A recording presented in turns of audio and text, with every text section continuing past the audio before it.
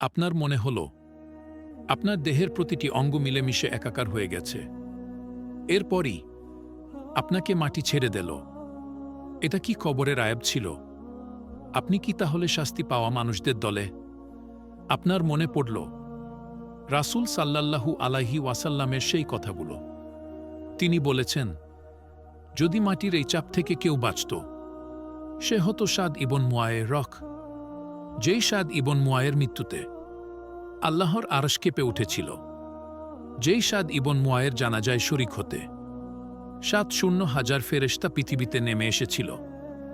ঘুম থেকে ওঠার পর স্বপ্নের জগৎকে যেমন ঝাপসা মনে হয়, বাস্তবকে মনে হয় আসল সত্য। মৃত্যুর পর আপনার মনে হচ্ছে পুরো জীবনটাই যেন ছিল একটা স্বপ্ন, যা আপনি ঘুমন্ত অবস্থায় কাটিয়েছিলেন ফেরেশতাদের সাথে। অলৌকিক সব অভিজ্ঞতাগুলোর পর এখন আপনি ফিরে এসেছেন আপনার কবরে। আপনাকে মাটি দেয়া হয়ে গেছে। আপনি শুনতে পাচ্ছেন আপনার কাছের মানুষেরা দোয়া করছে, জিকির করছে, আপনাকে ছেড়ে যেতে চাচ্ছে না। কিন্তু আপনিও জানেন, তারাও জানে, তাদেরকে যেতেই হবে। প্রত্যেক মানুষকে তার ব্যক্তিগত পথ পাড়ি দিতেই হবে। কবরস্থান থেকে প্রস্থান করা শেষ মানুষটির পদধ্বনি আপনার কানে পৌঁছা। এরপর সব নিশ্চুপ। একটি মুহূর্ত পার হল না, সারাদিন পার হয়ে গেল, বোঝা গেল না। কারণ এই জগতে সময়ের হিসাব মেলানো কষ্ট। হঠাৎ করেই আপনি অনুভব করলেন আপনার কবরটা ছোট হয়ে আসছে। মাটি আপনাকে চেপে ধরছে। চিৎকার করে ওঠার আগেই মাটি আপনাকে এমনভাবে চেপে ধরল, আপনার মনে হল আপনার দেহের প্রতিটি অঙ্গ মিলেমিশে একাকার হয়ে গেছে। এরপরই আপনাকে মাটি ছেড়ে দিল। এটা কি কবরের আয়াব ছিল? আপনি কি তাহলে শাস্তি পাওয়া মানুষদের দলে? আপনার মনে পড়ল রাসূল সাল্লাল্লাহু আলাইহি ওয়াসাল্লামের সেই কথাগুলো। তিনি বলেছেন, যদি মাটির এই চাপ থেকে কেউ বাঁচত, সে হতো সাদ ইবন মুআয়ের রক। যেই সাদ ইবন মুআয়ের মৃত্যুতে আল্লাহর আরশ কেঁপে উঠেছিল, যেই সাদ ইবন মুআয়ের জানাজায় শরিক হতে ৭,০০০০ ফেরেশতা পৃথিবীতে নেমে এসেছিল, সেই সাদ ইবন মুআয়কেও মাটি চেপে ধরেছিল। কারণ এটাই আল্লাহর হুকুম। আমরা মাটি থেকে এসেছি, আবার মাটিতেই মিশে যাব। এরপর আপনাকে উঠিয়ে বসানো হল। দেখতে ভয়ঙ্কর দুজন ব্যক্তি আপনার সামনে উপস্থিত হল, মুনকার ও নাকির। মুনকার আর নাকির কাউকে সান্ত্বনা দেয় না, তারা নম্রভাবে কথা বলে না। তাদের কর্তব্য একটাই, তারা আমাদের পরীক্ষা করবে। অজুহাত দেয়ার কোনো সুযোগ নেই। তারা আপনাকে দেখে বলল, মান রব্বুক, তোমার রবকে? তাদের চেহারা দেখে আপনি ভেবেছিলেন আপনার গলা দিয়ে হয়তো কোনো শব্দই বের হবে না।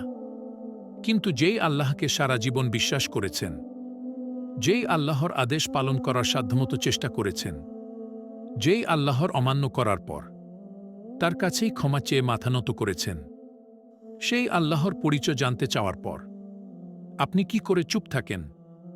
আপনার ঠোঁট আর জিহবা যেন আপনার মস্তিষ্কের অপেক্ষা না করেই বলে উঠল, আমার রব আল্লাহ।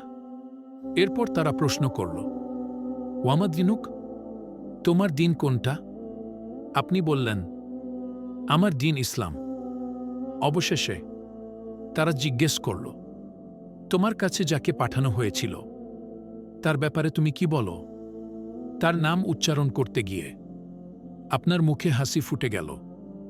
আপনি বললেন, তিনি হচ্ছেন আল্লাহর বান্দা, তার প্রেরিত রাসূল।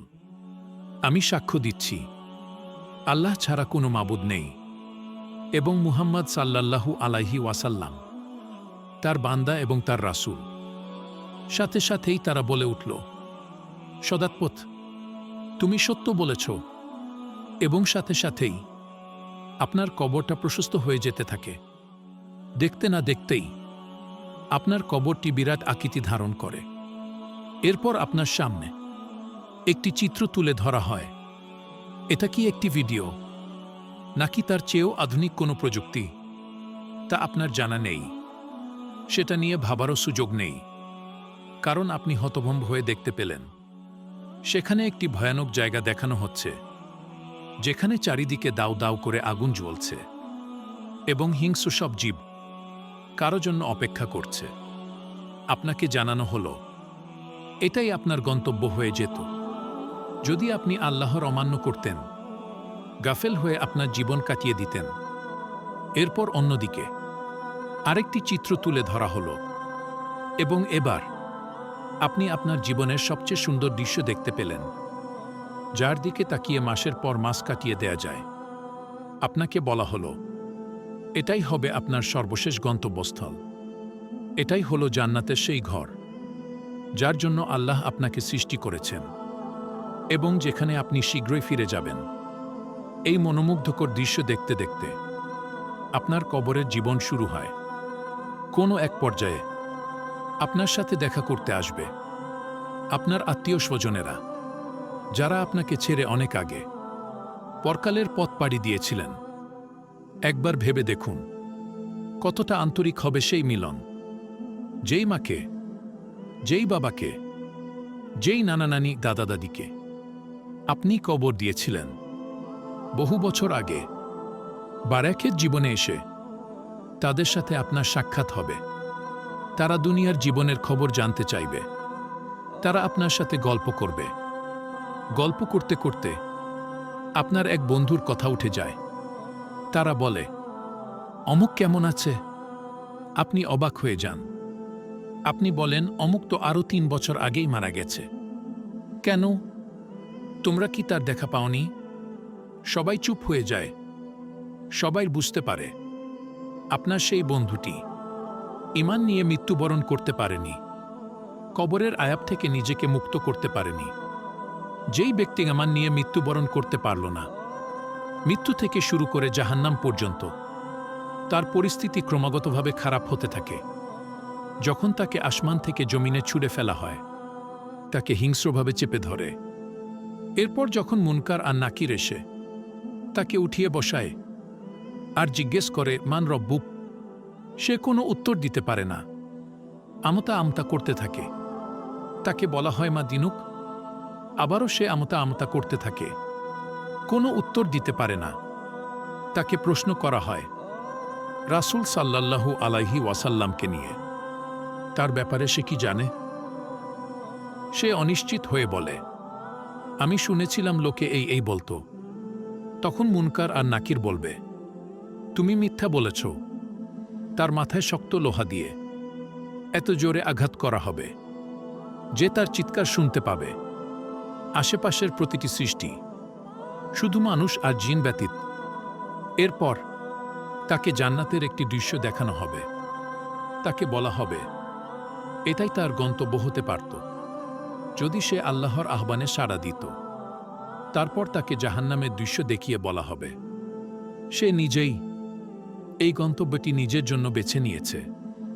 জান্নাতে সে কি পেতে পারত, আর জাহান্নামে তার জন্য কি অপেক্ষা করছে, তা সরাসরি দেখার পর তার মনে এমন অকল্পনীয় অনুতাপ জন্ম নেয় যে আর কোনো শাস্তি না থাকলেও শুধু সেই অনুতাপটাই তার জন্য আয়াব হিসেবে অসহনীয় হয়ে পড়ত।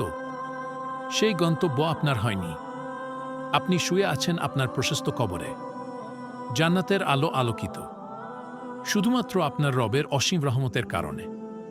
এই সূক্ষ্ম আবাসে আপনি অপেক্ষা করতে থাকেন সেই দিনটির জন্য, যেদিন সবাইকে একটি ময়দানে একত্রিত করা হবে। কিন্তু আপাতত একটু বিশ্রাম নেওয়া যাক। সাবস্ক্রাইব করে সাথে থাকুন।